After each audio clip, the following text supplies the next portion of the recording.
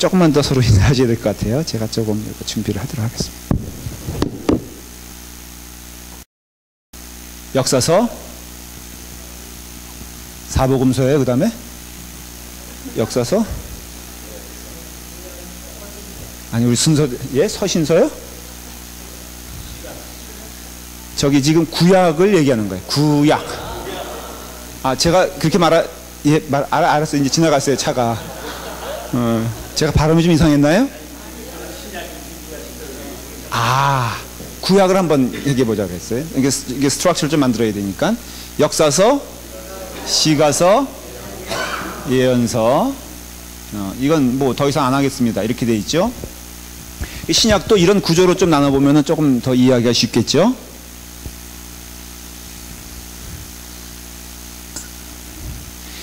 신약은 한 5덩어리로 나눌 수가 있어요.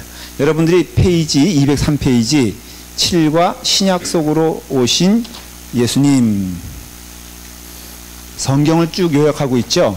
아마도 읽어오신 분들은 이해가 되실 거예요. 그래서 마태복음부터 해서 요한계시록까지 조금씩 이렇게 다루면서 했는데 그 내용을 통틀어서 이제 여러분들이 설명을 좀 들을 것입니다. 신약 성경은 복음서가 있죠. 그렇죠? 그 다음에 또 뭐가 있을까요? 상식적으로 한번 얘기해 보세요. 순서대로. 사도행전을 우리는 뭐라고 얘기하면 될까? 역사서. 그래서 너무 좋은 건 구약은 역사서를 프레임으로 해가지고 창출민수 사사망 대라느 해가지고 쭉 이렇게 시가서 껴붙이고 예언서 껴붙이고 그렇게 했잖아요. 근데 신약에는 역사서라고 할 수 있는 건 딱 한 권뿐이 없어요. 사도행전이에요. 그래서 신약은 구약보다 좀 쉬울 수 있을 겁니다. 구분하는데. 그래서 복음서는 사복음서. 요것도 조금 디테일하게 나누면은 공관복음, 그 다음에 사복음서. 뭐 이렇게 할 수 있죠. 공관은 요건 볼관자, 제 한자를 잘, 이건 이게 같은 눈으로 본다. 그렇지만 엄밀하게 따지면은 그건 아니에요. 그러나 우리가 흔히 공관복음 하면 마태, 마가, 누가, 사복음서인 네 번째는 요한 이렇게 돼 있죠. 그 다음에 사도행전이 되어 있고 그 다음에는 서신서들이 쭉 나와요. 요것도 이제 조금 분류를 해드릴게요. 서신서들이 나오고 그 다음에는 계시록을 묵시문학이라고 해요. 이건 좀 들어봤죠? 자, 구약에 있어서 묵시문학은 뭘까? 다니엘서, 에스겔서. 여기는 가르칠 맛이 나. 여기는 앉으면 이상하게 학습 지진아들이 되는 것 같아. 조심하셔야 돼요. 그래서 다니엘서, 에스겔서, 그렇죠? 무슨 내용인지 물어보면 답할 수 있어요? 묵시. 정말 답을 잘해줬어요. 그래서 다니엘서도 굉장히 요한계시록과 유사한 상징을 많이 사용하죠. 그래서 그냥 읽으면은 이해가 되질 않죠. 그 시대적 배경과 함께 이해하고 읽어야 된다 그랬죠. 묵시문학은 요거 한 권이에요. 뭐 다 아시다시피 요한, 계시록 이렇게 돼요. 서신서는 큰 덩어리로 나누면은 두 덩어리로 나눌 수 있어요. 그걸 가리켜서 그러니까 신약적인 용어, 그러니까 우리가 만든 용어예요. 이거는 만일에 이런 비슷한 이런 종류의 신약개론 책이라든가 이런 책을 읽으면 이런 용어들이 이제 다 나와요. 이런 내용들이. 일반 서신. 그러면 뭐가 있을까? 특별 서신이 있겠죠. 예. 이렇게 안 써요. 목회서신이라고도. 일반 서신의 반대는 바울서신이에요. 바울서신. 다시 말하면 바울 외에는 다 일반 서신인 거예요. 그만큼 성경에서 차지하는 비중이 크다는 거예요. 구조적으로 보면요, 구약에서는 중요한 사람을 두 사람을 꼽습니다. 여러분들은 다윗 왕을 꼽고 삼손을 꼽지만은 실제로 중요한 사람은 두 사람이에요. 한 사람은 장로님 뭐라고 하셨어요? 야, 진짜 오랜만에 답을 말했어요. 소가 뒷걸음치다가 뭐 하나 밟은 격으로 정말 정답이에요. 이렇게 다윗을 얘기하면 안 돼요. 정말 중요한 두 사람을 얘기할 때는 아브라함 얘기하면 안 돼요. 왜냐면은 법, 말씀, 이게 다 같은 뜻이라고 하면은 법을 세운 사람은 모세, 뭐 세운 사람은 하나님이시죠, 당연히. 그러나 모세를 통해서 하나님이 십계명을 주시고 그 십계명의 재해석을 통해서 교회가 무엇이냐, 쉽게 말하면 성전이 무엇이냐를 재조명한 사람이 누구라고요? 에스라예요. 그래서 실제적으로는 에스라가 더 중요한 인물로 각인이 돼요. 신약에서도 이 복음서를 쓴 이 기록을 통하여 이 예수 그리스도가 어떠한 분인가를 해석한 사람이 바울이에요. 그래서 마치 뭐 여기 있는 사람들을, 베드로 이런 사람들을 모세라고 할 수 있다면은 그 다음 세대라고 할 수 있는 예수님을 친히 그 말씀을 듣고, 물론 만나긴 영적으로 만났죠. 다메섹 도상에서 만났지만은 그것을 세운 사람은 바울이에요. 그래서 바울을 통하여 우리는 교회란 어떠한 곳인가, 신앙생활은 무엇인가, 예수 그리스도의 참된 의미는 무엇인가, 이것을 우리가 배울 수 있고 알 수 있는 그 근거는 바울이 쓴 서신을 통해서 알 수 있는데, 그 중에 가장 핵심이 로마서라는 거예요. 그리고 로마서 가운데 한 장을 꼭 그러니까 뭐 이렇게 뽑으라 그러면은 로마서 8장을 꼽아요. 그래서 그 마틴 루터는 성경에 있어서 로마서 8장이 있으면은 절대로 기독교는 무너지지 않는다, 그렇게 말을 했어요. 그게 표현이 굉장히 좀 의아하지만은 그만큼 그 로마서가 주는 의미가 대단하다는 거예요. 자, 먼저 바울 서신 아닌 것은 다 일반 서신이라고 했잖아요. 여러분들이 알고 있는 일반 서신 그냥 한번 뭐 주먹구구식으로 한번 얘기해 볼 수 있어요? 자, 에베소서, 고린도전서, 베드로전서, 야고보, 뭐 여기 보니까 완전히 짬뽕이에요. 그냥 알고 있는 건 막 대답하면 되는 것처럼. 여러분 연필 굴려도요, 이것도 실력이 있어야 굴리는 거예요. 고린도전서가 나오고 뭐 그 다음에 그렇죠. 지금 여기서도 도토리 키재기 하고 있어요 지금. 예를 들어 말하면은 제자들의 이름이라든가 뭐 그 다른 그 사람의 이름이 들어가 있으면은 대부분 그 일반 서신이라고 했어요. 쉽게 말하면 유다서, 그 다음에 요한계시록은 그건 요한 1, 2, 3, 야고보서, 베드로서, 그 다음에 여기까지, 디도, 그건 아니에요. 이제 이름이라고 막 들어가면 안 돼. 그러니까는 지금 분위기상은요, 아예 대답 안 하는 게 제일 높은 점수를 받아. 대답만 했다 그러면은 최경환 장로님처럼 뒷다리로 한번 밟을 수는 있지만은 그건 뒷다리지. 근데 용기가, 저는요 절대로 지금 구박하는 게 아니라 대답 안 하는 사람은 비겁한 사람들이야. 여기 가운데 제일 논쟁되는 게 히브리서예요. 오늘은 그냥 편하게 들으셔도 돼요. 다 기억을 못 하셔도 상관없어요. 그냥 이렇게 즐겁게 들으시기 돼. 초반에는 히브리서는 저는 확신하건대 그 바울이 썼다라고 믿어요. 근데 점차적으로 바울이 썼을 거에 대한 그런 확신을 갖게 돼요. 그 형식이라든가 그 인사하는 패턴이라든가 또 그와 같이 그 아주 깊이 그 내용, 예수 그리스도의 대제사장직, 이거는 히브리 문학과 히브리 전통에 아주 박식한 사람이 아니고는 말할 수 없는 내용이에요. 우리 히브리서 여태까지 강의를 주일날 들었잖아요.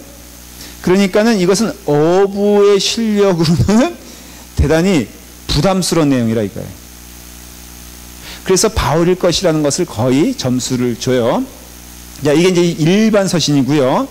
그 다음에 바울 서신은 조금 이렇게 나눠져요. 바울 서신은 첫째는 감옥에 많이 갇힌 때가 있어요. 바울이. 그래서 바울이 감옥에 맞춰서 그 감옥 안에서 쓴 거를 뭐라고 말하냐면은 옥중. 이 용어들은 여러분들 기억해 두셔야 될 게, 말한 대로 여러분이 이제 좀 신앙의 깊이를 더 알기 위해서 책을 읽을 때, 특별히 신약 뭐 개론서 이런 거 뭐 목회자만 있는 건 아니잖아요. 그럼 그럴 때 반드시 나오는 용어가 이런 용어들이에요. 성경에 나와 있지 않지만은 우리가 흔히 얘기할 때 뭐 감옥서신 이렇게 말하진 않고 옥중서신 이렇게 말한다는 거예요. 그 옥은 감옥이에요. 그래서 감옥 안에서 쓴 것이 있고요. 그 다음에 목회서신이라고 있어요. 목회서신. 이 목회서신은 내용 자체가 그 목사의 입장에서 썼다고 생각하시면 돼요. 그래서 그 교인들을 이렇게 가르치고 그 다음에 또 격려하고, 특별히 어느 사람을 이렇게 격려하여 말할 때 그 디모데 전후서 같은 경우 그것을 디모데를 목사로 세우기 위한 하나의 격려하는 그런 글이기도 해요. 그래서 이와 같이 이제 목회, 옥중, 바울 서신은 옥중 서신과 뭘로 나눠진다? 목회 서신으로 나눠진다. 이러면 되는 거예요. 자, 그래서 하나, 둘, 셋, 넷, 5개의 큰 덩어리로 이루어져 있어요. 첫째, 신약 성경은 복음서, 역사서, 그 다음에 요거는 나중에 하고 오히려 세 번째 묵시문학, 그 다음에 서신서인데 일반 서신, 바울 서신, 이렇게 이루어진다는 것이에요. 자, 이해가 되셨어요? 한번 외워보실까요? 시작. 복음서, 역사서, 묵시문학, 일반 서신, 바울 서신. 간단하죠? 이게 신약 성경의 구조예요. 구조란 것보다도 그냥 이렇게 여러분들이 나열되는 것들을 이렇게 뭉치면은 이제 이렇게 되는 것이에요. 다시 한번 눈 감고 해도 좋겠어요. 복음서, 역사서, 묵시문학, 일반서신, 바울서신에다가 바울서신은 둘로 나누면은 옥중서신과 목회서신이에요.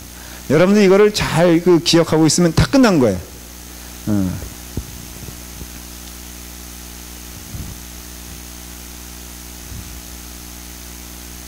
다 외워졌죠? 그렇죠? 한번 해볼까요? 시작.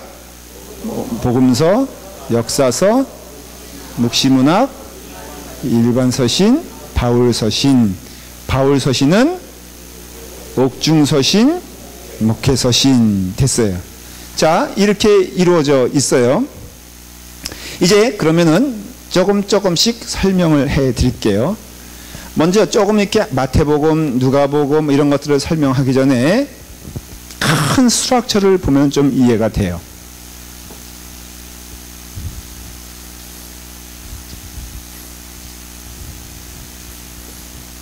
이 신약 성경은요, 받는 사람, 수신자들을 대상으로 하면은 딱 두 그룹으로 나눠지게 돼요. 첫째, 크게, 둘째, 이렇게 이해하면 돼요. 이 사람들 제가 몇 번이나 얘기했던 유대계 기독교인 있다면은 당연히 두 번째는 누구겠어요? 이방계 기독교인이라고 할 수 있죠. 대부분이 이 사람들은 헬라 문화에 영향을 받는 사람이에요. 이 사람들은 히브리 문화에 영향을 받는 사람들이에요. 이렇게 나눠져요. 이게 수신자들, 이 마테마가 누가 똑같아요 다. 그 다음에 뭐 사도행전은 좀 다르지만은, 그러나 서신서 자체들, 일반 서신 뭐 이런 것들이 다 누구를 대상으로 했다? 유대계 아니면은 이방계를 대상으로 했어요. 근데 이 유대계 기독교인들은 그 저자, 그러니까 또 보내는 사람이 있을 거 아니에요, 편지들. 누구냐를 살펴보면은 베드로를 위시한 제자들이에요, 제자들. 일반 서신에 많이 적용이 될 수 있어요. 야고보, 유다, 베드로, 요한은 좀 틀려요. 경계를 좀 이렇게 왔다 갔다 하는 사람이 요한이에요. 요한은 요한복음 자체가 유대계 기독교인들에게 전하려고 하는 게 아니에요.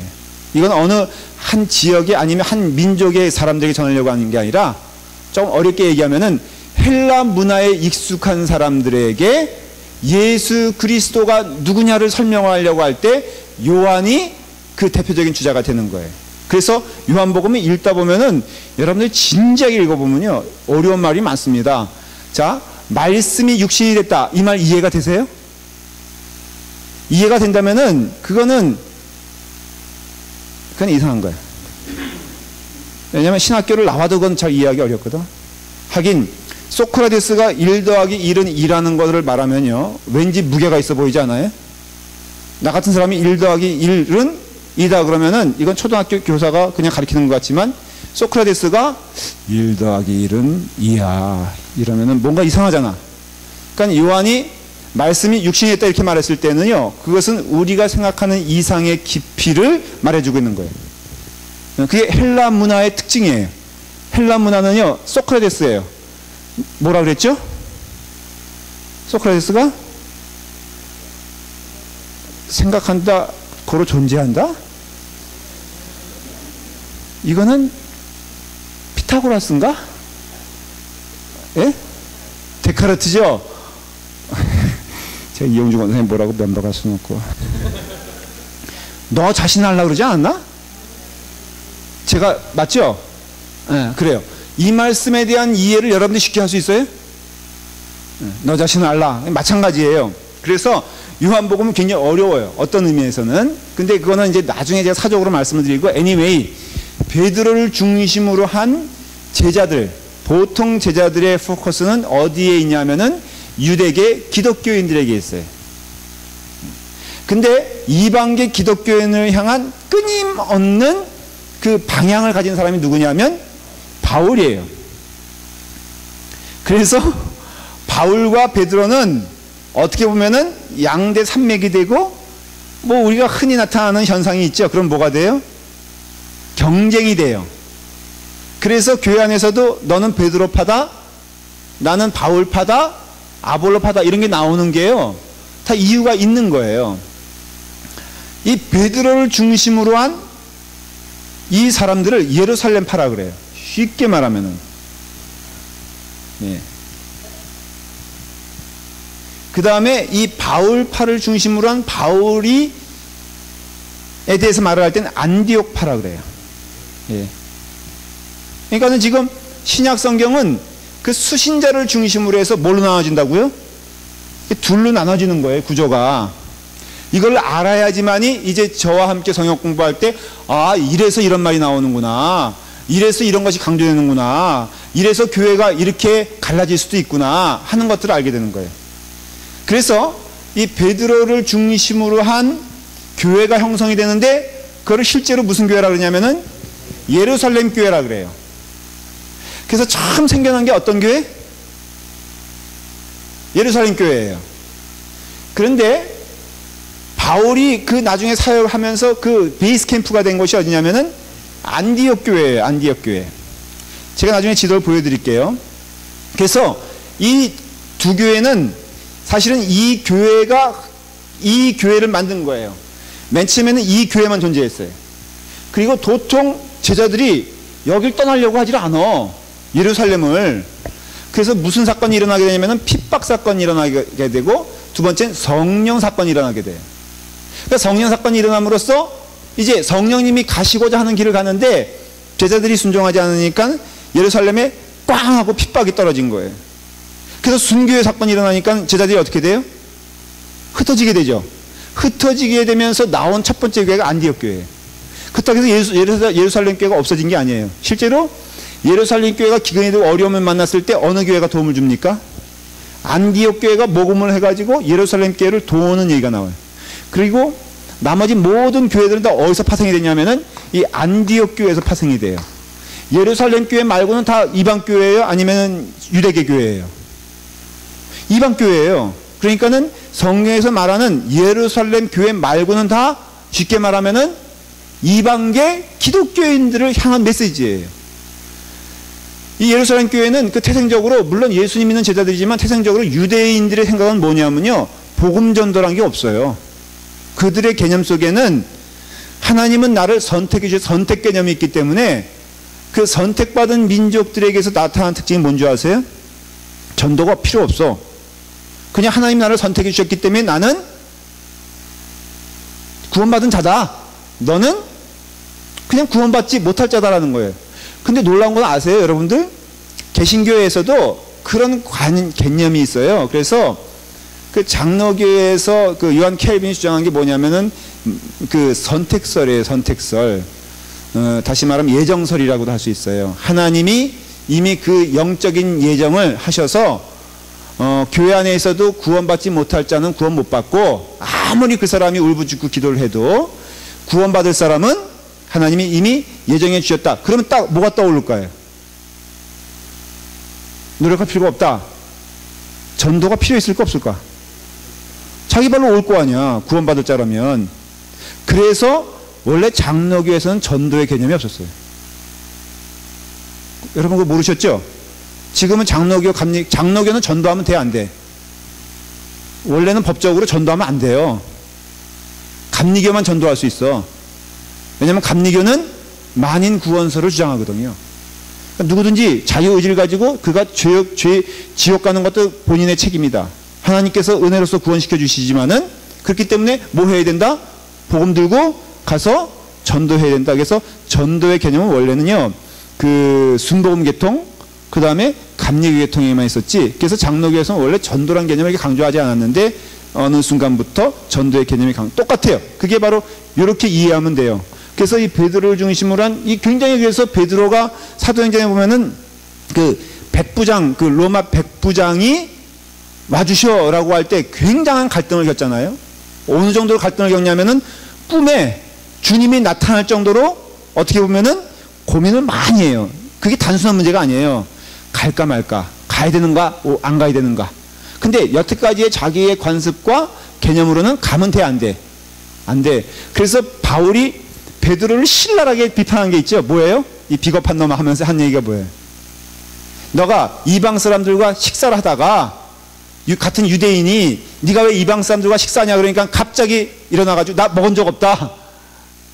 그러니까는 바울이 뭐라고 말해? 그 직설적인 사람이거든요. 이 비겁한 그 분아. 네가 예수 믿는 자로서 어떻게 그렇게 할 수 있느냐? 이게 왜냐면은 베드로의 그 백그라운드가 유대계 기독교인들의 마음 가운데는 그런 갈등이 있다는 거예요. 그 보통 예루살렘을 넘어갔어, 못 넘어갔어? 넘어가기가 힘들어. 그러니까 누구를 사용하시기 시작하느냐? 첫째는 바울도 유대계 기독교인이지만 바울의 영적 근거와 베드로의 영적 근거는 틀려요. 바울은 헬라 문화에 정통한 사람이야. 그 다음에 그 다소란 곳 자체가 소아시아로서 터키 지역이거든요. 그러니까 이스라엘 땅이 아니에요. 그 사람의 본거지는. 뭐라 그럴까? 이민계통에 우리가 그래도 여러분 우리가 한국 가면은 한국 사람들이 우리 이민자인 거 알아요? 몰라요? 예? 여러분들 한국 가면 저 사람 뭔가 좀 이상해. 그런 얘기 들어 안 들어? 들어요? 어떤 분이 호텔에 갔더니 그 프런트에서 그러더래요. 미국에서 오셨죠? 그래서 어떻게 하셨어요? 그랬더니 옷이 좀 그래요. 그러더래. 실제로 요즘은요, 한국 가면요, 우리는 완전히 빈민들이에요, 빈민들. 함부로 이렇게 갔다? 누가 그랬더라? 내가 그랬던가? 우리 집사람이 그랬던가? 한번 친구들 만나러 갔는데요. 자기 너무 창피해서 혼났대. 롯데백화점 어디 5층인가 식당, 그것도 그냥 냉면 먹으러 갔는데, 그냥 청바지 입고 나갔는데요. 전부 정장을 하고 왔더래. 그래요? 냉면 한 그릇 먹는데? 시장 가도 그래요? 정상이 아니야. 하긴 뭐 저도 가보니까요, 한국 가서 정말 창피하더라고요. 그쵸?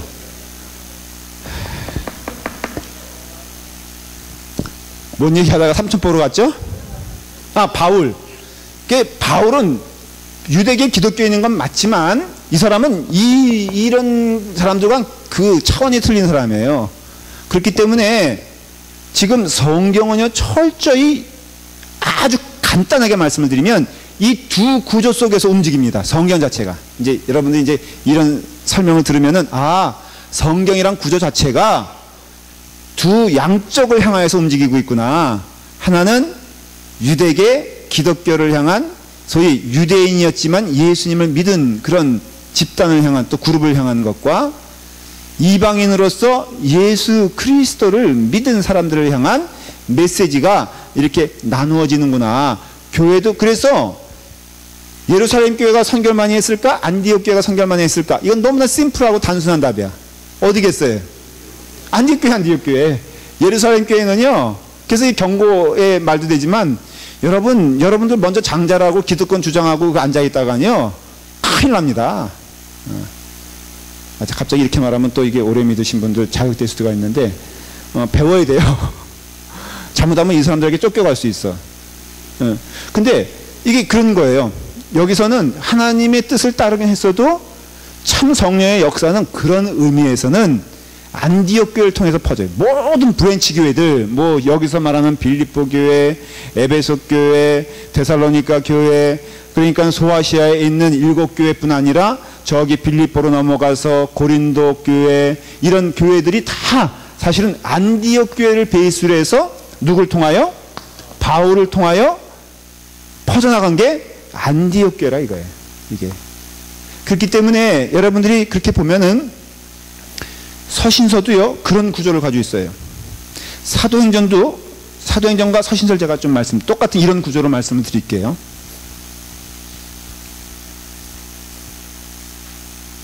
사도행전의 구조를 보면요, 먼저 나타나는 게 뭐냐면은 베드로를 중심으로 한 예루살렘 교회 태동에 대해서 말하고 있어요. 이제 읽어보시면은, 뭐 예를 들어서 베드로와 120명의 성도들이 모여서 기도했더니 성령이 임했다. 그거는 무슨 교회를 말하는 거예요? 예루살렘 교회 태동을 말하는 것이에요. 그래서 베드로 얘기가 많이 나와요. 요빠에 간 얘기라든가 이런 모든 것들이 다 쉽게 말하면 예루살렘 교회를 중심으로 한 얘기라고 했어요. 그런데 후반부로 가면은 누굴 중심으로 한 얘기가 나옵니까? 바울 이야기가 많이 나와요. 이건 뭘 뜻하는 거예요?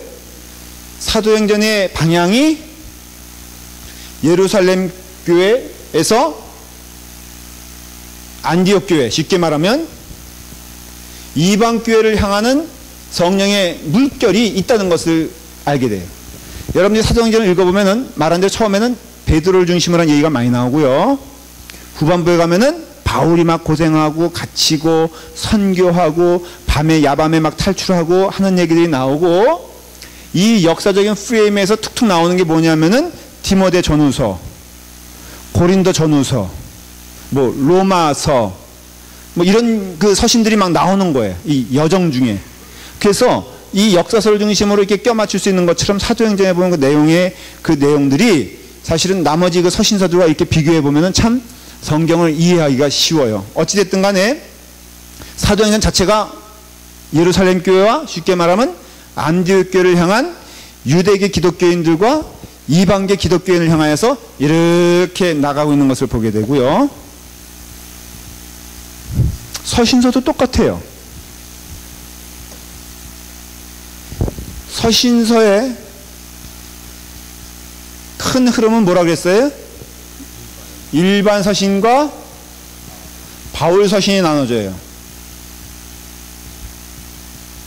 여기서 주로 다루고 여기서 대상은 누구냐면은 유대계 기독교인들이에요.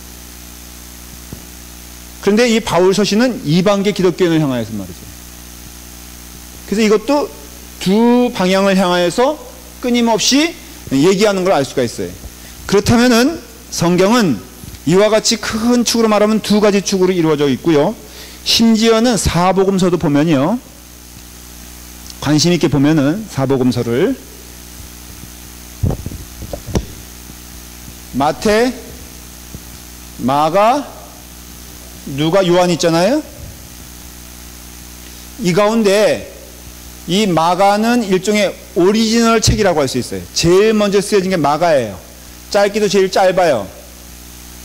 마가는 직접 제자는 아니에요. 마가는 누구라 그랬죠? 바나바의 조카라 그랬죠? 사도 바울한테 찍혔던 사람이죠. 근데 그걸 보면은, 마가를 보면은 우리가 영원히 사람에 대해서 평가할 필요가 있다 없다. 어제 아니었던 사람이 오늘 될 수 있다 없다. 그걸 여러분들이 또 마가를 통해서 보는 거예요. 그런데 anyway 마가는 그런 의미에 있어서는 어떤 민족이라든가 어떤 특별한 집단을 향하여 쓰여진 건 아니에요. 예수님의 그 행적을 기록해야 되겠다는 어떻게 보면은 그 사실적인 것에 접근. 다른 것이 사실이 아니라는 소리가 아니라 그냥 이렇게 굉장히 그 어떤 논쟁이 되는 내용보다도 사실적인 것에 접근한 것이에요. 요한복음은 이것이 다 쓰여진 다음에 쓰여졌어요. 그리고 특별히 요한은 예수 그리스도가 누군가, Who is Jesus Christ? 이런 질문을 던지면 여러 가지 답을 할 수 있잖아요. 그런 가운데 헬라계 기독교인들 향하여서 그런 사고방식에 있는 사람들에게 그 하나님이 누구신가에 대해서 말을 하면서 예수 그리스도가 참 하나님이란 사실을 증명해내고 싶었던 거예요. 그렇기 때문에 요한복음은 그런 이유로 쓰여진 거예요. 그러면 두 개가 남죠. 마태하고 누가가 남아요. 똑같아요. 이것도 패턴이 마태는 누구를 향해서 쓴 거예요? 유대계 기독교인들에게 아니면 유대인들에게 똑같아요. 유대인들에게 너희가 십자가에 못 박혀 죽인 예수 그리스도는 바로 누구다? 메시아. 여러분 당신들이 기다리고 있는 메시아 참 하나님이시다라는 것을 말하려고 하는 거예요. 누가는 그 관점이 이방계 기독교인들, 이방인들을 향한 하나님의 사랑과 예수 그리스도의 오심을 말해주고자 하는 거예요. 그러니까 당연히 이방인은 유대인에 비해서 소외를 받습니까? 안 받습니까? 받아요. 그 유대계 내에서는. 그렇기 때문에 죄인들을 향한 또 유대인들이 아닌 사람들을 향한 예수 그리스도의 사랑에 대해서 많이 증거하고 있어요. 그러니까 당연히 이것은 누가는 누구에 대한 초점을 맞춘 거예요? 이방인에 대해서, 마태는 유대인들에 대해서. 그러면 이것과 이 내용이 서로 대립될 수 있습니까? 없습니까? 있죠. 그러면 예수님이 하시지 않은 말을 서로 빼놓고 서로 더하고 했을까요? 그건 아니에요. 예수님께서 하신 수많은 말씀을 관점에 따라서 기록한 거예요. 관점에 따라서. 그래서 중복되는 내용도 있지만 없는 내용도 많아요. 특별히 이 두 개 가운데는. 그건 왜 그러냐? 예수님이 다 하신 말씀 가운데 그것을 자기의 눈으로 해석하는 거예요. 이게 성경의 어떻게 보면 관점이에요. 성경은요, 성령님에 의해서 쓰여진 것이지만 성령은 또 그런 의미에서는 신앙 고백적인 내용이 돼요. 자, 예를 들어 말하면은 요한복음에 보면은 예수님이 베드로가 3번이나 예수님을 부인한 얘기가 나와요. 그렇죠? 이게 좀 수치스러운 얘기입니까? 아니면 자랑스러운 얘기입니까? 수치스러운 거죠. 이 성경이 쓰여질 당시에 베드로의 위치는 뭐였을까요? 여기 아주 그냥 탁탁 입맛에 맞게 대답하니까 좋아요. 베드로는 그 당시 교회의 수장이었어요. 여러분, 그런데 그 조그만 아이에게조차도 예수님의 3번이나 부인했다는 그 이야기는 어떻게 요한이 입수했을까 대체? 요한은 그 자리에 없었어요. 요한은 사실은 모를 수 있는 얘기예요. 그 이야기는 오직 누구만 알아요? 베드로만 알아요. 그리고 또 예수님 아시죠? 근데 베드로만 아는 이야기인데 어떻게 사도 요한은 것을 기록할 수 있었을까? 성령님께서 안 보였는데, 안 들렸는데, 계시를 통해서, 이게 이제 이러면 이제 독심술로 가는 거예요. 그러면은 어제 한 일을 내가 알고 있다. 이렇게 되는 거죠. 목사한테 와가지고 그런 사람이 있어요, 진짜로. 목사님, 제가 목사님의 과거 행적을 다 알고 있는데 이러면요, 갑자기 무서워져가지고, 그럼 성령 받았다 이렇게 나가는 거예요. 위험한 사람이에요. 성령님께서 역사하시기도 하지만은 성령의 일반 역사를 믿으셔야 해요. 여러분들 너무 성령의 특별 역사, 이상한 걸 믿으시면 안 돼요. 그거는 하나님이 때에 따라서 주시는 뭐예요? 은사예요, 은사. 여러분, 그런 의미에서 영적으로요, 그걸 의지하면 안 돼. 일반 역사와 은사를 믿으셔야 돼. 왜 멀쩡하게 하나님 나로 하여금 하나님을 믿게 해주세요 그러는데 일용할 수 주시는 하나님 왜 안 믿어? 그렇잖아요? 오늘도 제가 성령님의 은혜 가운데 놀라운 일을 경험했어요. 제가요 저녁 됐는데 그래서 우리 저기 일찍 오신 우리 진성 집사님하고 우리 병 목사님하고 그 오 집사님네 아바이 순대 갔어요. 갔더니 저희는 분명히 된장찌개 시켰는데 족발이 나오더라고. 깜짝 놀랐어요. 물론 족발을 먹고 싶었지만 제 입으로 목사 입으로 체면이 있지 족발 주세요 그럴 수 있어요? 돈을 안 받을 걸 뻔히 아는데 제가 그냥 저는 조촐하게 된장찌개 먹겠다 그랬더니 족발이 나오고요 순대가 나와요. 그리고 후식으로는 포도를 줘. 저는 온 손님에게 다 그렇게 주는 줄 알았어. 성령님께서 역사하신 거 아니에요? 네. 그렇죠. 네. 내가 노력도 안 했는데 족발을 주시고 내가 달라 그러지 않는데도 순대 주시는 하나님. 근데 우리는 그러면 뭐라고 생각해? 내가 인격이 좋으니까. 이게 아니거든요 여러분. 그러니까 성령님의 일반 역사를 믿으셔야 돼요. 어려운 얘기 아니죠. 쉬운 얘기죠. 그냥 일상생활에서 역사하시는 하나님의 은혜는 우린 자꾸 제껴도 뭐 하나님 일확천금해서 내가 지금까지 잘 살아오지 않았어? 뭘 욕심을 내? 그러니까 우리가 그렇게 되었을 때 잠깐만 이런 얘기하면요 제가 어디로 갔는지 몰라. 그 얘기 하려고 그랬죠. 감사해요. 큰일 날 뻔했어. 제가 너무 멀리 가면 문제가 되는 거예요. 이게 갈 때는 제가 좀 돌아올 수 있도록 기억하고 계세요. 베드로가 3번에 걸쳐서 예수님을 부인한 사건을 대체 누가 이렇게 나팔 불렀냐 이거예요. 베드로라 이거예요 스스로. 그렇지 않고요 어떻게 알겠어요. 그 사건은요 그 온 교회에 유명한 사건이 됐었어요. 이미 그 당시엔. 심지어는 교회의 징표를 십자가로 해놓고 그 밑에다 뭘 달아놨어요? 닭 한 마리 그려놨다니까 실제로. 그래서 그리스 정교회 가면요 그 교회의 징표가 십자가이기도 하지만은 어느 곳에 가면은 닭머리 그려진대. 그 무슨 뜻이냐? 내가 이렇게 예수님 3번이나 부인했다. 여러분 그 신앙은요 정직한 거예요 하나님 앞에서. 그래서 하나님은 하나님 앞에서 잘난 척하는 사람은 그렇게 싫어하세요. 교회 안에서도 제발 이렇게 본인이 좀 깨끗하다 그러면 안 돼. 교회에서는 은혜가 교회는 뭐냐면 나는 다 누구다? 죄인이다. 저도 그래서 가끔 저는 그게 죄가 별로 없어요 사실은. 기껏 쥐어짜는 게 아버지 동전 조금 훔치고 집 나간 사건 3시간 나갔던 거. 저는 설교하다 보면 너무 설교 예화거리가 없어가지고 정말 고민스러워. 그럼에도 제가 다 얘기하면 마치 사람들이 저를 굉장한 죄인처럼 생각하잖아요. 그게 아니라 나도 죄인이니 당신은 오죽하겠냐 이거예요. 예? 권사님 그래 안 그래? 그렇죠. 그러니까는 이게 죄인된 고백이 은혜라 이거예요. 그러니까 베드로는 설교 시간 내내 그 얘기했어. 내가 예수님을 3번이나 부인한 사람입니다. 그냥 말 그대로 얘기하니까 사도 요한이 그거 에이 하고선 기록한 거 아니에요? 성경은요 신앙 고백적인 겁니다. 어떻게 보면 주관적인 거예요. 마태복음 보세요. 마태복음 9장에 보면요 이제 마태에 대해서 스스로 이제 예수님이 부르시는 사건을 얘기해요. 9장 9절에 보면은 이제 멍청이 마태가 앉아 있는데 예수님이 지나가시다가 너 나 따르라 그렇게 얘기를 하니까 그 마태가 네 알겠습니다 하고선 자기 거 다 버리고 그 다음에 따라가는 장면이 나와요. 그런데 그 다음에 예수님께서 하신 말씀이 이상해요. 이제 그 마태를 부르는 장면에 뭐라고 되어 있냐면은 나는 의인을 부르러 온 것이 아니요 죄인을 부르러 왔노라 하시니라고 했어요. 이거 누가 기록했어요?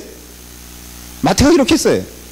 마태가 부르심을 받는 그 다음에 예수님께서 말씀하시기를 그 유대 그 바리새인들이 그 다음에 너가 어떻게 세리와 죄인의 집에서 밥을 먹을 수 있느냐 어떻게 상대할 수 있냐 그러니까는 나는 죄인을 위하여 왔노라 딱 했는데 그 죄인이 누구예요? 그러니까는 마태는요 세리와 죄인을 동격으로 지금 말하고 있고 자기는 누구예요? 세리예요. 그 자기는 누구예요? 죄인이에요. 이게 바로 어떻게 보면 성경의 관점이에요. 그래서 그건 사도 바울도 마찬가지예요. 사도 바울도 늘 자기 신앙 고백하잖아요. 나는 죄인 중에 괴수다. 내가 하나님의 선택받은 종인 것은 맞는데 내가 선택받은 이유를 도저히 알 수 있다 없다. 없다라는 게 성경의 관점이에요. 왜 없을까? 앞만 봐도 잘한 짓이 없거든. 앞만 봐도 내가 하나님 앞에서 이만한 대접을 이렇게 쓰임받을 그것을 자랑할 수 있는 근거가 세상 사람들에게는 많죠. 난 이런 능력도 있어, 이런 학교도 나왔어, 이런 재능도 있어, 이런 준비도 있어. 그런데 하나님 앞에 정직하게 서서 보면은 이유를 모르겠는 거예요. 세상 사람들은 막 이유 있다 그래요. 여기 쓰임받는 사람 뭐 저도 있고 우리 장로님들도 있고, 장로님들은 오늘 제가 좀 예화로 들더라도 조금 용서하세요. 최정관 장로님하고 우리 한윤 장로님 계시니까 두 분. 여러분 장로님 감 돼서 된 것 같아요? 제가 하려고 하는 얘기가 무슨 뜻인지 알죠? 내가 미리 양해를 구했어요. 이거 때문에 상처받지 마세요. 그러나 성경적인 얘기를 하려는 거야. 솔직히 말해보세요. 이 두 분, 우리가 투표할 때 장로님을 예를 들어서 피택을 할 때 장로, 소위 장로감을 선택합니까? 아니면 표현이 좀 어떨지 망나니를 선택합니까? 망나니 선택해요?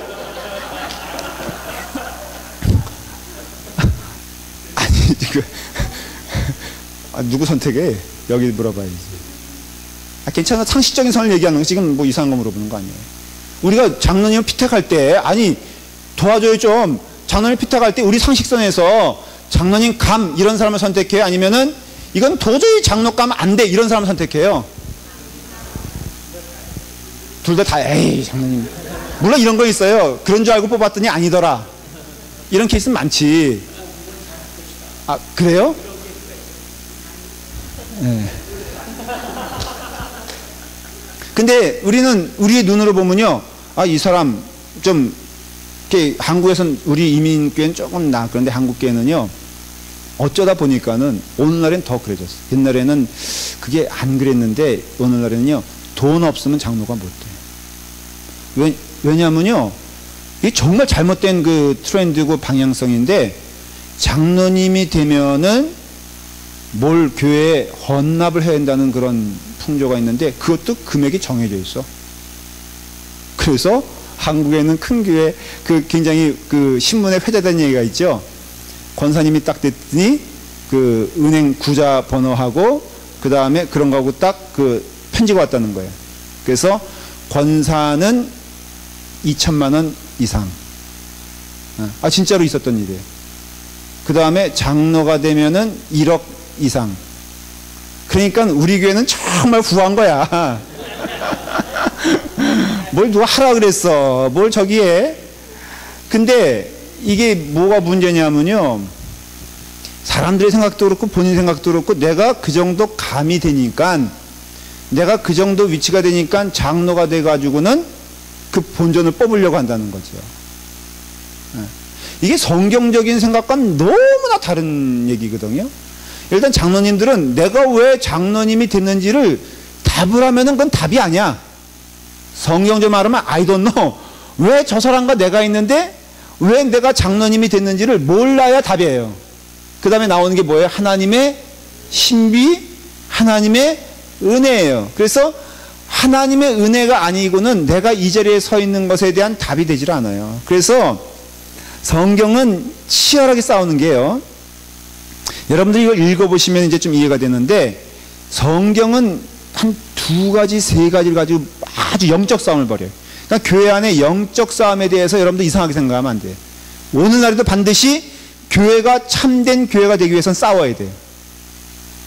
진짜로. 왜? 성경적으로 보면 성경은 치열하게 싸운 내용이 사실은 기록이거든요.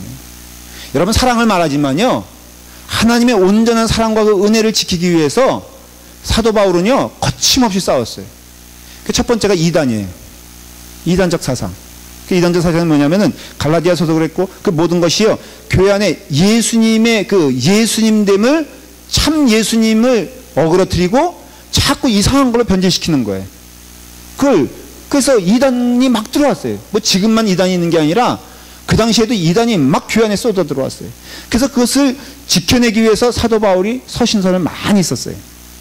그 다음에 두 번째 사도 바울이 싸웠던 게 뭐냐 하면은 은혜와 율법이에요. 아까 말한 대로 율법적인 사람은 늘 그것을 기준으로 자를 재요. 그래서 내가 거기에 쓸모 있다고 생각하면은 교만해지고요, 내가 거기에 안 된다고 생각하면은 좌절해버려. 그러니까 율법적인 사람은요 늘 교만한 게 아니에요.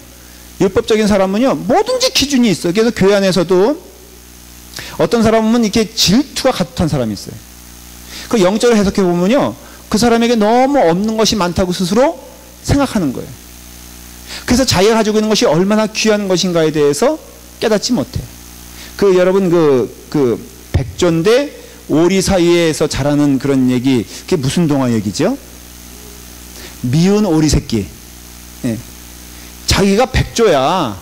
얼마나 귀한지 몰라. 그런데 자꾸 비교하다 보니까 자기가 미운 오리 새끼가 되는 거야. 믿기 배우니까. 그러니까 교회 안에서도요, 율법적인 사람은 늘 교만한 사람이 아니에요, 여러분들. 율법적인 사람은요, 스스로 좌절하여 자기가 늘 부족하고 남들보다 무엇이 없어. 나는 사람들에게 대접도 못 받아. 나는 사람들에게 무시당해. 나는 무엇 때문에 교회에 상처받아. 만일에 이런 사람이 있다면 잘 들으세요. 그 사람도 율법적인 사람이에요. 그 사람도 교만한 거와 다를 바가 없어요. 그게 차이일 뿐이지, 그게 만족되면 그 사람은 어떻게 되느냐? 군대에서도 보면요, 군대인가? 하여간에 직장에서도 보면은 이게 밑에 사람을 굉장히 쪼는 사람이 있잖아요. 반드시 위에 사람에게 하도 구박을 받았던 사람이에요. 그렇기 때문에 여러분, 율법적인 사람은 하나님의 은혜와는 거리가 멀어. 근데 은혜를 받은 사람은요, 늘 자유해. 왜냐하면 내 안에 뭐가 있기 때문에, 성경적으로 표현하면은 내 안에 부유함이 가득하기 때문에. 그래서 우리가 물어보는 게, 예수님 한 분만으로 만족할 수 없나요? 이런 거 질문하잖아요. 예수님 한 분이 내게 주인 되시고, 내 주님 되시고, 내 구원자 되시고, 내 모든 것 되신다고 깨닫는 순간, 그 나머지 것들이 다 뭐예요? 사도 바울은 거를 배설물처럼 버렸는데, 매일 자기가 어떻게 한다 그랬죠? 죽노라고 그랬어요. 왜냐하면 사탄이 자꾸 그것을 유혹하여 끄집어내려고 하기 때문에 그래요. 그래서 성경은요, 이제 관점을 여러분들이 가져야 되는 거예요. 성경은 은혜와 율법에 대해서 끊임없이 얘기하면서 이 둘의 관계를 설명을 하고, 율법은 곧 죽는 길이다. 근데 교회 안에 율법적인 사람이 있을 수 있다 없다? 있다라는 것을 말하고, 너희는 율법에서 떠나서 어디로 가야 된다? 은혜로 가야 된다라는 것을 말하는 것이에요. 서신서의 대부분의 이야기는, 특별히 사도 바울 서신, 베드로 서신, 유다 서신, 그 다음에 요한, 이것 좀 달라요. 그렇지만은 바울 서신은 두 가지를 얘기하고 있어요. 참 은혜는 무엇이며 율법은 무엇인가? 왜 율법 아래에 있는 사람은 죽을 수밖에 없는가? 왜 율법 아래에 있는 사람은 사탄의 공격에 취약한가? 그거는 죄의 산물이기 때문에 그렇다. 너무 죄와 친한 거예요. 교회 안에서도 교만한 사람이 죄와 친할 수 있고요, 거기에 대해서 너무 자격지심이 있어가지고 너무 자기가 상처받았다고 스스로 생각하고, 그러니까는 모든 것이 상처가 되는 거예요. 목사님이 말 한마디 해도 상처가 되고, 눈길을 이렇게 따르게 줘도 상처가 되고. 인사할 때 보면요, 우리 할머니 권사님도 잘하는 게, 내 손 꼭 붙잡고 안아주셔. 그러면은 이제 뒤에 분들이 이렇게 기다리잖아요. 그럼 이제 시선을 이렇게 돌리면은 이제 눈을 안 마주쳤다고 상처받을 수가 있잖아요. 우리 교회 말고 제가 옛날에 경험해 보니까 그렇더라고요. 그러면은 이런 모든 것들이요, 사실은 근본적인 의미는 뭐냐면 예수 그리스도에 대한 자신감이 없는 거예요. 그것이 있으면 은혜예요. 그러면은 나에 대해서는 마태 고백처럼 늘 나는 누구예요? 죄인이야. 그러니까 죄인이 높아질 리가 없지. 가장 낮은 자지. 그러니까 주 앞에서 난 죄인이니까 늘 구원받아야 되지. 생각해보니까 내가 죄인인데 보니까 여기 올라와서 설교하고 있어. 저 얘기해요 지금. 가끔요 이렇게 올라서서 가만히 여러분들과 저를 비교해보면은 놀라운 기적이야. 누가 기적이에요? 내가 설교하고 있는 게 너무너무 신기한 거야. 어떤 때는요, 본의 아니게 이제 이렇게 제 설교를 이렇게 듣고 그럴 때가 있잖아요. 너무 은혜로운 거 있죠. 정말 눈물 날 정도로 은혜로울 때가 있어. 여러분들만 은혜 받는 게 아니야, 제 설교를 통해서. 저도 은혜가 돼. 그럴 때는 제가 너무 객관적으로 보기에 신기한 거야. 야, 참 생기기도 멀끔하게 생겼죠. 설교도 은혜롭죠. 교만은 아니고 위로라고 이해해 주세요. 그래서 저는 제가 이렇게 된 것이, 저는 어떤 때는 I wonder 이런 말 잘하는 거예요. 나는 잘 모르겠어. 다만 하나님께서 지금 있는 일만 보면은 나는 가리키는 사역자로 여러분들 배우는 가운데 함께 그 길을 가는 거예요. 그런 점에서 여러분들과 제가 다를 바가 없어요. 저도 죄인이고 여러분도 죄인이고, 그렇기 때문에 성경을 통해서 보면은 이러한 역사가 이렇게 도도하게 흐른다라는 것을 여러분들 좀 이해를 하셨으면 좋겠어요. 여기까지 이해가 되셨죠? 이제부터 그림을 조금 보여드릴게요. 본격적으로 이걸 또 하기 전에 지명을 제가 좀 보여드리려고 그래요. 이거 켜달라고 아까부터 얘기했는데,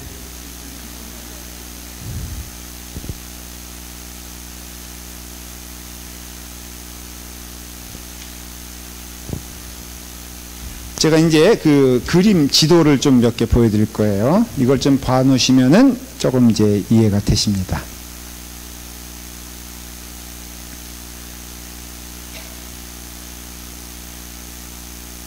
조금 늦게 나오면 내가 또 그냥 그리든가.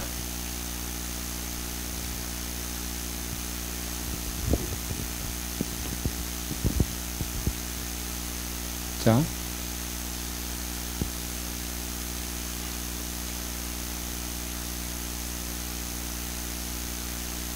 안 나올지 모르니까 미리 불 안 끄셔도 돼요. 우리들 이렇게 기대하는 마음으로 보지만은, 네, 여기 확실히 켜 있어요. 이럴 줄 알았어요. 켜주세요, 다시.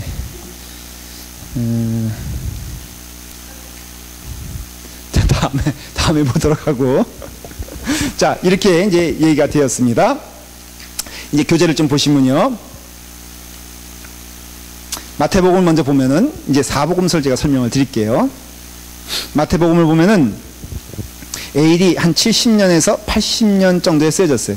그러니까 성경 사복음서 가운데에는 두 번째로 늦게 쓰여진 성경이에요. 마지막 늦게 쓰여진 성경이 아까 뭐라 그랬죠? 요한복음이에요. 그건 AD 80년 정도에 쓰여졌어요. 그래서 그 요한이 아주 말년에 쓴 것을 알 수가 있어요. 나이가 많이 들어서 썼죠. 그 마태복음은 그 바로 전 70년에서 80년 사이에 쓰여졌는데, 그런데 유대인 그리스도를 위해서 쓰여졌다 그랬어요. 그래서 유대인들에게 참 예수 그리스도가 누구시냐라는 것을 얘기하면서 이제 성경이 쓰여져 있습니다. 그런데 여러분들이 말한 대로 이 성경은요, 성령의 감동을 통하여 쓰여진 거예요.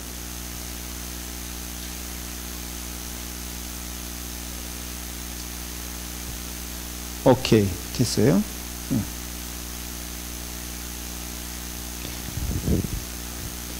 제가 이걸 설명드리는 것은요, 지형을 좀 살펴볼 필요가 있어요. 지형을. 자, 여기 보면은 이제 이것은 이렇게 측면도예요. 팔레스타인의 측면도인데, 상식적인 걸 좀 가르쳐 드리려고 그래요. 요게 지중해 수위라고 써 있죠. 요게 바다, sea level zero예요. 제로. 여기가. 그러니까 바다 수면이 여기인데, 얼마나 이스라엘 땅이 낮은 땅이냐면요, 갈릴리조차도 어때요? 바다 표면보다 낮아요, 높아요? 바다 표면보다 낮으면 물이 내려가요, 안 내려가요? 안 내려가죠? 근데 내려가요. 왜냐하면 뭐가 있기 때문에? 사이가 있기 때문에. 그래서 요단강은요, 자연적으로 바다 표면보다 낮은 상태에서 더 낮은 상태로 흘러가서 그 마지막이 어디냐? 사해라 이거예요. 그래서 이 사해와 예루살렘과는 깊이가 어느 정도 될 것 같아요? 굉장히 차이가 많이 나죠. 그래서 실제로 예루살렘에서 이렇게 보면요, 마치 이렇게 쭉 내려가는 것처럼 그런 느낌을 가져요. 길이. 그래서 차를 타고 내려가 보면요, 한 좀 과장되게 하면 이 정도 각도로 계속 내려가요. 그만한 길을 내려가야지 어디로 가냐? 여리고. 여리고는 사해에 붙어 있어요. 그래서 여리고로 내려간다 그러잖아요. 이게 내려가는 거예요. 한참 내려가요. 그러니까 그만큼 낮은 땅이고요. 소위 예루살렘은 그렇게 높은, 그래서 예루살렘 산성이라고 말하잖아요. 산성. 그게 높은 곳이에요. 헤브론은 그렇고요. 그러니까 예수님이 계셨던 갈릴리는 높은 데가 아니에요. 그리고 요걸 보면요, 요쪽 요건 남북이에요. 그러니까는 북쪽에서 갈릴리에서 쭉 내려오면서 이렇게 그 사해로 내려온 것이고, 요거는 측면 동서로 나는 거예요. 바다가 여기고요. 이렇게 올라가다가 예루살렘, 말한 대로 예루살렘에서 이렇게 요단 계곡으로 이렇게 내려가면은 바로 이런 게 바로 이스라엘 진영, 이렇게 그 지형이라고 이야기할 수 있어요. 예수님 시대 때 여기 도시들이에요. 이제 예수님 시대 때 갈릴리, 요건 뭐예요? 여기는 어디예요? 여기는 나사렛. 나사렛하고 가버나움은요, 차로 가면은 제 기억에 한 20분 정도 걸려요. 그러니까는 20분 정도니까는 마일로 따지면 몇 마일일까? 한 시간에 몇 마일 가죠? 한 45마일 가죠? 그러니까는 한 20마일 밑에 될 거예요. 멀지 않은 곳이에요. 그래서 이렇게 예수님이 활동하신 데가 있고요. 가운데는 뭐가 있다고 그랬어요? 사마리아, 수가성 요한복음에 나오는 수가성 기억나죠? 예루살렘 여기 있고, 여기가 유대. 그래서 만일에 성경에 광야로 나갔다, 그런 표현이 있으면은 그 광야는 어딜 말하냐면은 여기를 말하는 거예요. 여기 유대 광야예요. 여기도 돌 많아요. 농사짓는 여기만 있지 밑으로는 다 돌인데, 특별히 이곳에 가면요 광야만 있는 거예요. 아주 험난한 지역이 있죠. 조금 더 이렇게 작게 말하면은 이렇게 뭐 이제 쭉 있어요. 그래서 예수님이 세 군데에서 활동하셨어요. 성경에 보면은 하나는 갈릴리 지역에, 그 다음에 사마리아예요. 그 다음에 어디예요? 예루살렘. 그럼 제가 질문할게요. 예수님께서 유대인과 갈등을 많이 겪었지만은 가장 첨예한 갈등을 겪은 곳은 어딜까? 세 군데 가운데, 세 개 가운데 하나만 찍으면 돼요. 갈릴리, 사마리아, 예루살렘 가운데 언제 어딜까? 예루살렘이에요. 예. 예수님은 예루살렘에 4번을 방문합니다. 언제였을까? 답은 쉬워요. 6월절이에요. 그러니까 6월절마다 예수님은 예루살렘에 가셔가지고 뭐 하셨어? 싸우셨어. 예. 그리고 여기에서는 무슨 일이 많이 벌어졌냐면 사역을 많이 하셨어요. 물론 그 논쟁도 하셨지만은, 그러나 여기서는 사역을 많이 하시고, 사마리아는 당연히 수가성 여인이라든가 하는 이야기가 나와요. 그래서 예수님의 모든 행적은 3개, 갈릴리, 사마리아, 예루살렘. 근데 그 예루살렘에서는 6월절마다 가셨는데 6월절마다 가서 싸우시고, 마지막에는 6월절 때 뭐 하시죠? 성찬을 베푸시고 세족식을 하시고, 그 다음에 십자가에 달려 돌아가신 그때가 언제다? 바로 6월절이다 이거예요. 그러니까는 6월절과 예수님과의 그것은 굉장히 깊은 관계가 있다라는 것을 알 수 있어요. 이건 다음에 이제 보여드릴게요. 자, 그래서 마태복음으로 돌아가서, 이제 마태복음은 그렇게 70년, 80년 사이에 쓰여졌는데 바로 유대계 그리스도인을 향하여 쓴 것이다라는 것을 알 수가 있고요. 그 다음에 마가복음은, 마가 자체가 바나바의 생길이고 베드로의 믿음의 아들이 돼버려요. 마가는 굉장히 나중에 중요한 사람입니다. 자, 저를 좀 보세요. 마가복음이 태동된 이유가 있어요. 그 기능이라고 할 수 있죠. 제일 먼저 쓰여졌다고 그랬죠. 바나바의 생길이에요. 조카예요. 그런데 이 사람이 누가 되냐면은 베드로의 수제자처럼 돼요. 자, 성경이 예수님 승천하신 다음에 금방 쓰여지지 않았다고 얘기했죠. 그렇죠? 근데 어느 때부터 쓰여지기 시작했습니까? 예수님이 우리 생전에 오시지 않을 수도 있구나 라는 것을 깨달았을 때 쓰여지기 시작했어요. 그 첫 번째 주자가 누구였을까? 너무나 상식적인 얘기죠. 가장 예수님에 대해서 많이 기억하고 예수님과 가장 붙어있던 사람이 누구예요? 베드로예요. 베드로. 근데 베드로 옆에서 수족을 들고 있는 사람이 누구였어요? 마가예요. 그래서 마가가 베드로의 구술, 그 뭐라 그러죠? 베드로의 이야기를 듣고 쭉 기록한 내용이 뭐다? 바로 마가복음이에요.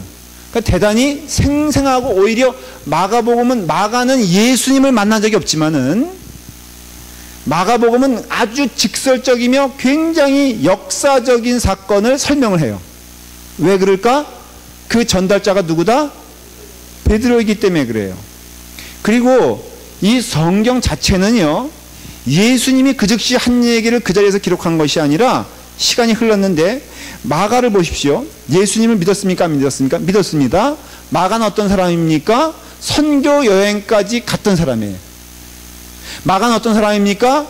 변질도 해봤어요. 마가는 어떤 사람입니까? 그리고 또다시 돌아왔어요. 그 모든 과정에 누가 개입했다고 믿어요? 하나님의 은혜와 성령님의 역사가 개입했다고 믿어요. 이런 관점에서 성경을 쓰는 거예요, 여러분들. 그러니까는 어떤 은혜 받지 않은 사람이 역사를 기록하듯이 쓰는 게 아니라 그 모든 것이 나와 연관이 돼 있어. 그러니까는 성령님께서 내가 너에게 한 말과 너에게 행한 것들을 기억나게 하시리라 그랬잖아요.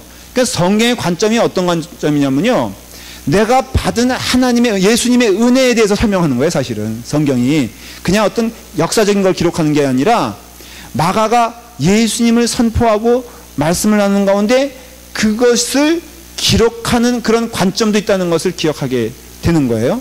마가는 말한 대로 베드로의 수제자이기 때문에 베드로 복음이라고 할 수 있어요. 사실은 마가복음은 베드로가 봤던 예수 그리스도에 대하여 분명히 선포하고 있고요. 물론 마가 자체가 예수님을 직접적으로 제자로 쫓아다니지 않았지만은, 마가의 다락방이라든가 그 예수님의 그 예루살렘 오셨을 때에는 꼭 마가의 다락방에서 지내셨잖아요. 그러니까 그 예수님에 대해서 가진 기억도 있지만은, 말한 대로 마가가 쓴 거예요. 특별히 이 베드로 전서 후서 보면은 사랑에 대해서 얘기하고 있지만은, 마가가 베드로와의 관계에서 위치는 뭐냐면은, 마가는 유식한 사람이었어요. 부유하고 헬라어를 잘하고, 베드로는 무식한 어부예요. 그래서 그 당시에 공통어라고 할 수 있는 헬라어를 잘 못했어요. 그냥 아람말, 자기네 그 토속적인 말만 할 수 있었어요. 그렇기 때문에 이 마가라는 사람을 통해서 베드로의 그 신앙의 고백을 한 거예요. 참 놀라운 것은요, 하나님은요 사람을 적소에 쓰게 하시는데, 여러분들이 가진 재능과 그 모든 것들을 사용하시는 걸 봐요. 예를 들어 말하면, 예수님이 마태를 사용하세요. 하나님이, 성령님이. 그래서 마태복음을 쓰잖아요. 마태는 어떤 사람인 줄 아세요? 세리였지만은 그 당시 세리가 되려면요, 무식한 사람은 안 됐어요. 국제적인 사람이 세리가 되는 거예요. 헬라말을 능통하게 했어야 돼요. 그래서 모든 문화를 알고 있는 마태 사용됐죠. 마가, 베드로를 대신해서 하나님께서 누굴 사용하세요? 마가를 사용하시죠. 누가는 누구냐? 의사예요. 그리고 의사는 그 당시에 헬라 사람들이 거의 의사가 됐어요. 그러니까는 이 사람은 어떻게 보면 고등교육을 받았던 사람이에요. 또 여행을 많이 한 사람이에요. 그렇기 때문에 이 누가는 또 그런 것에 있어서 하나님께서 사용하시는 것을 볼 수가 있고, 요한은 그 사람이 어부였지만은 놀라운 것은 그 헬라 철학에 또 능통한 사람인 걸 알 수 있어요. 신비한 거예요.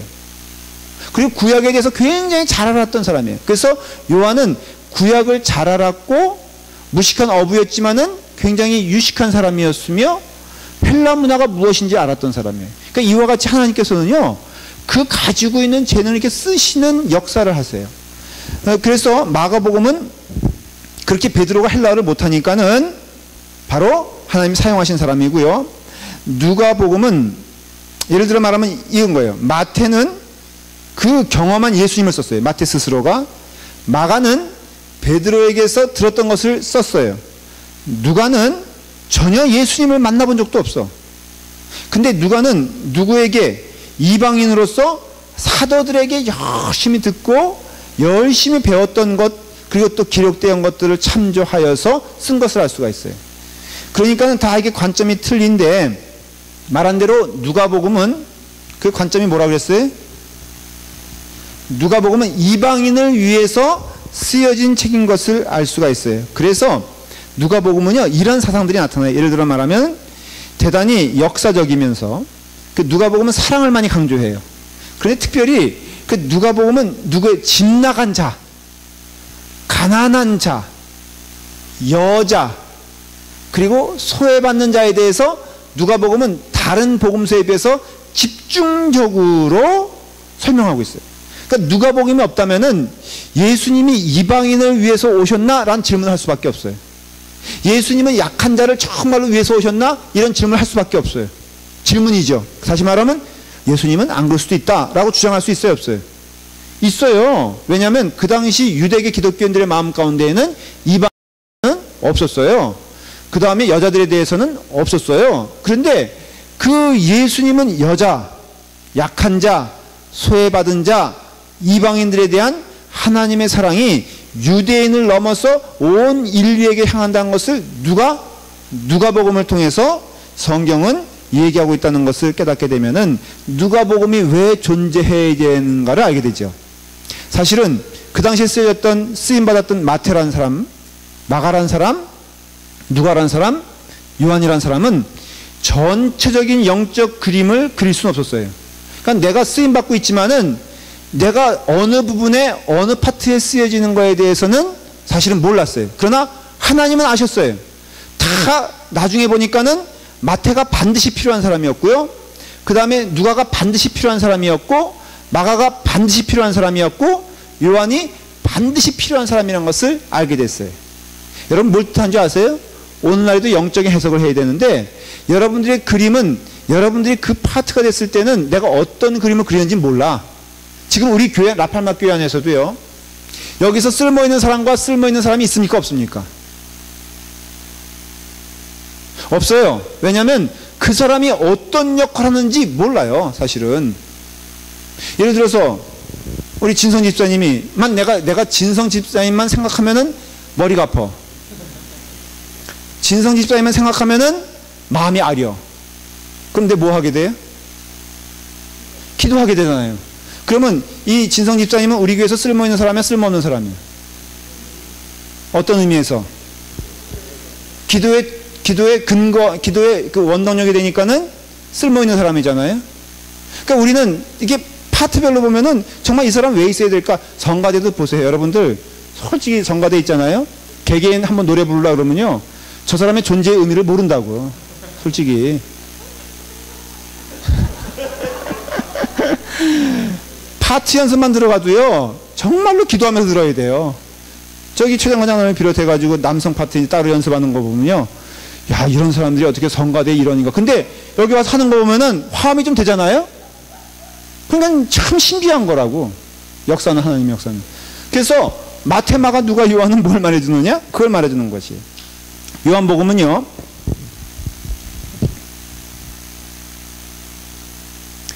이 네 복음서 가운데 제일 중요한 복음이 요한복음이에요. 구약에 모세가 있으면은 에스라가 있다 그랬죠. 그 다음에 베드로가 있으면은 바울이 있다 그랬지만, 신학적인 면에 있어서 조금 이렇게 어려운 표현을 쓰면은 신학적인 면에 있어서는 베드로와 바울은 상대가 아니에요. 어떤 실제적인 교회의 어떤 그 리더로서의 두 사람을 뽑으라면 베드로와 바울을 뽑을 수 있지만, 신학적인 우리의 신앙의 영성을 제공해 준다는 의미에서는 바울과 베드로를 비교하진 않아요. 누굴 비교합니까?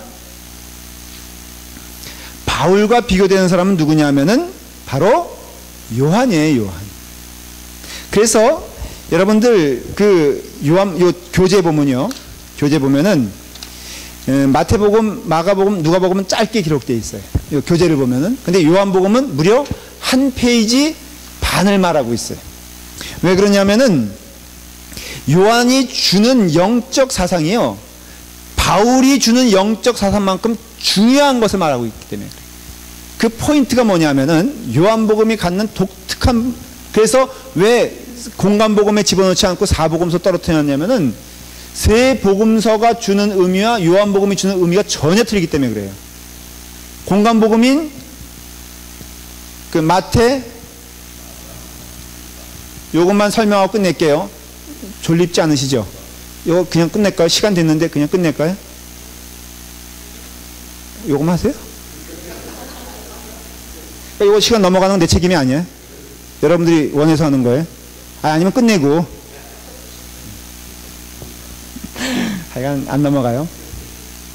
이것은 조금 쉽게 표현하면 역사적인 관점을 설명하려고 그랬던 거예요. 쉽게 말하면 예수님의 여러 가지 행적들 가운데 그 관점에 따라서 그 기록을 하려고 했던 거예요. 그런데 요한복음은 전혀 그런 게 아니에요.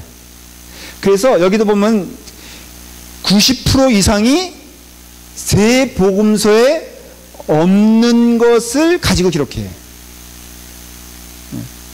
거기에는 아주 실제적인 자기의 부끄러운 고백도 마다하지 않아요. 예를 들어서 요한이 어떤 사람이 하면은 그 못된 사람이 아름다운 사람을 변한 것은 그 마가만이 아니에요, 여러분들.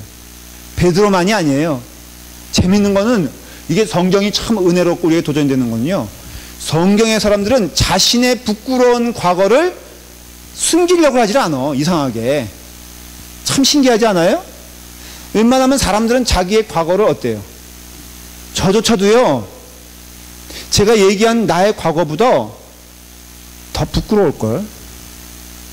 진짜예요. 제가 공부를 못했다 그러니까 사람이 자꾸만 안 믿어. 정말 못했어요 라고 그러는데 못했거든요. 근데 이 성경의 사람들은요, 자신의 과거에 대하여, 그래서 예를 들어서 요한복음은 어떤 얘기가 치명적으로 이렇게 부끄러운 얘기냐면 세베대, 그 엄마가, 우리 아들 예루살렘 가면은 좌우편에 앉혀주세요. 그 사람이 누구예요? 요한의 엄마예요. 그러니까 자기 엄마가 얼마나, 근데 누가 그것도 시켰겠어? 솔직히 말을 하면. 요한이 시켰겠지. 자기가. 근데 변한 거예요. 뭐가 변했을까? 그러니까 그 요한복음의 관점에 뭐냐면, 참된 하나님의 나라는 어디에 있는가를 질문해요. 참된 하나님의 나라는 어디에 있는가? 우리가 목숨 걸고 나가야 될 그 나라는 대체 어디 있는가? 요한의 관점은 뭐였어요? 첫 번째 관점은 예루살렘에 가면은 외무부 장관, 내무부 장관 해달라는 거잖아요. 이건 뭘 말하는 거예요?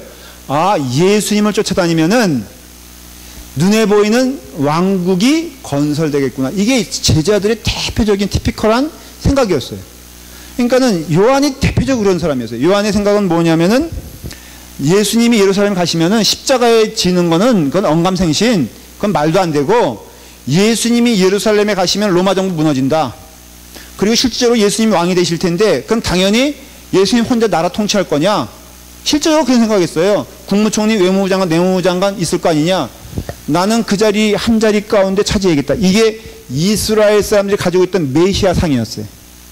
메시아 상은 추상이 아니라 그런 상이었어요. 그런데 가만 보니까는 나중 얘기예요. 십자가 지고, 그 다음에 부활 사건이 일어나고, 성령의 임재를 경험하고 하면서 예수님 떠난 다음에 성령님의 임재 가운데 내가 말한 것, 내가 행한 것을 깨닫고 보게 하리라 하는 그 예언의 말씀이 임하는 순간 사도 요한의 마음 가운데 깨달음이 생겼어요.